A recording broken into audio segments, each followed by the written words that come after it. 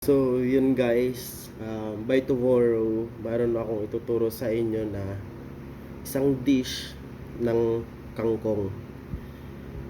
Kasi karamihan sa iba is, ang ginagawa is, hinahalo sa sinigang, na adobo, nilalagyan ng tofu.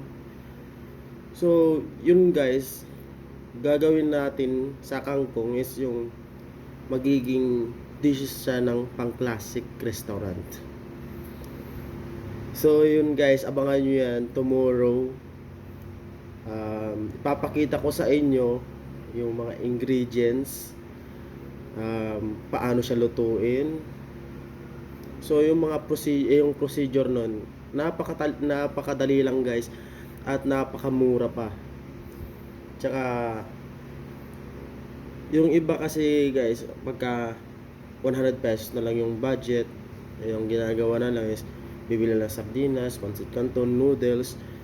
So bakit ka pa bibili nun kung pwede ka naman bumili ng mga murang vegetables na pwede mo naman siyang pasarapin. So yun guys, abangan nyo bukas yung ituturo ko sa inyong dishes na pwede nyo matutunan at pwede nyo gawin sa bahay.